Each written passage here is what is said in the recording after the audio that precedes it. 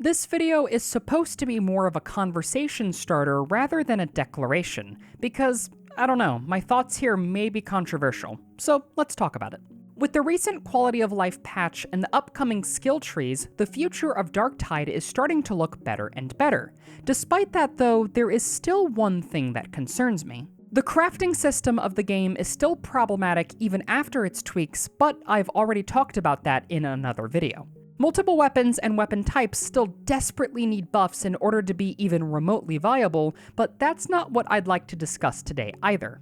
In my video where I talked about skill trees, I mentioned how they are going to bring some much needed build variety to Darktide, and they will absolutely do that. However, during my time with them, I couldn't help but notice that the effectiveness of your builds was skewed in favor of what weapons you were using, and to be fair, that is how it currently is on the live build.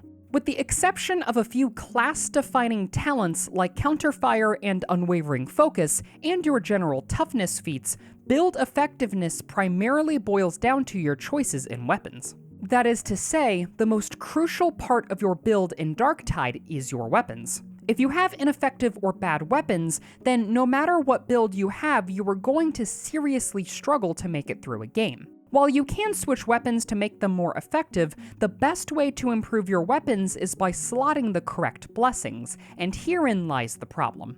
In their current iteration, blessings grant the illusion of choice. Some blessings are so good that they're basically mandatory to take, many of which make otherwise bad weapons usable, or they're either just bad or too gimmicky to ever justify taking in the first place. This is a big issue for many reasons, one of which includes players feeling like their time and grind has been wasted when blessings are balanced, which is specifically an issue because of weapon locks. Remove them, Fat Shark, please, for the love of God, but it's primarily an issue for two reasons. One, because the game risks becoming balanced around the meta blessings rather than balancing blessings around the game, look at Vermintide and Swift Slaying for an example, and two, it takes away player agency in build choices because effective and strong builds don't primarily come from what you choose talent-wise or skill tree-wise. They come from your weapon choices, but primarily your blessing choices which you don't have direct control over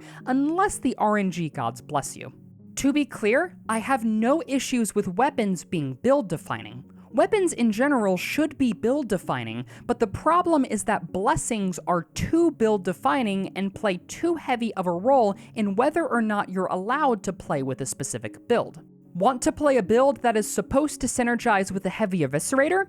Well, you better have won the blessing lottery from Milk, because if you don't have Savage Sweep, then you might as well forget about it.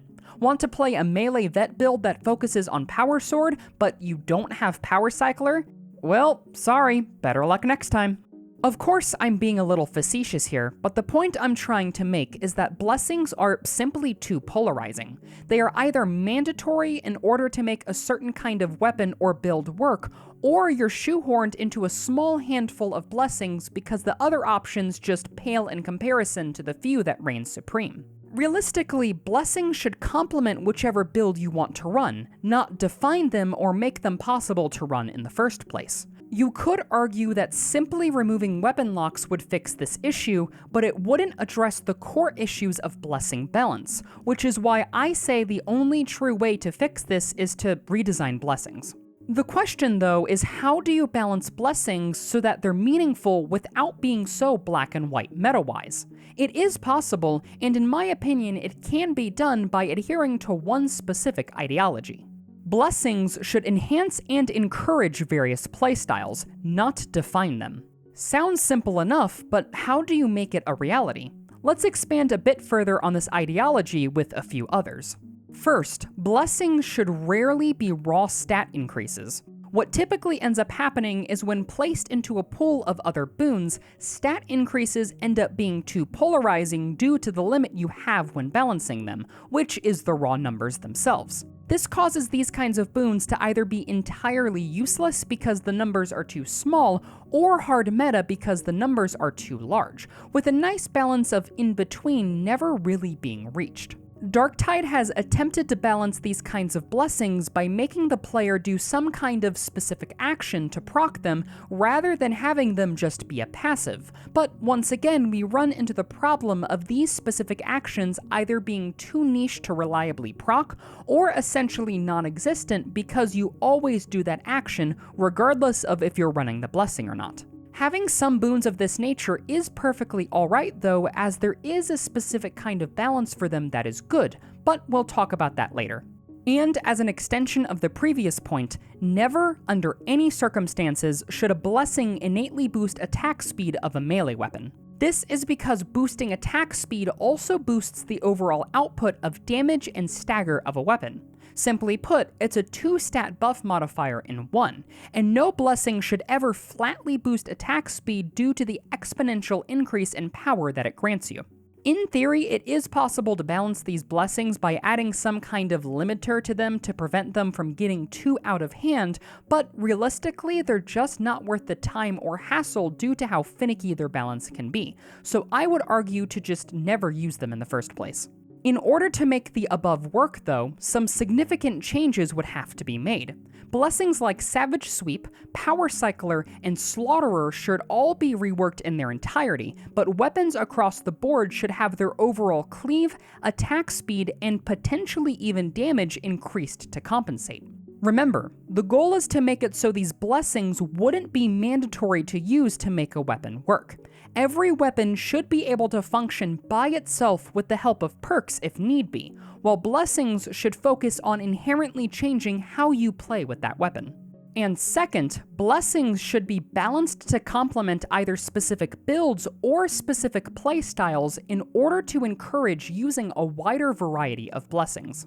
In a perfect world, there would be no hard meta of blessings, but we don't live in a perfect world, and no matter what is done balance-wise, there will always be a meta that evolves. Rather than attempting to completely eliminate a meta from evolving, we should instead create a system in which various blessings are meta depending on which weapon, build, and playstyle you choose to use. Some blessings, such as Adhesive Charge and Deflector, are great examples of this.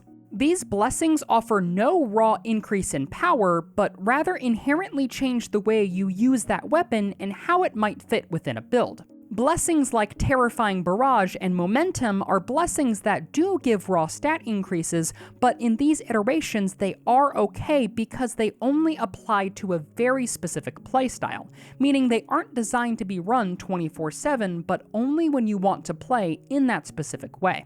Compare this to a blessing like Savage Sweep, which is required to make the Heavy Eviscerator work in the higher difficulties, or the Blessing Thrust, which isn't required to make a weapon work, but is still meta on Thunderhammers as it allows you to nearly one-shot bosses, which isn't healthy for a team-based game.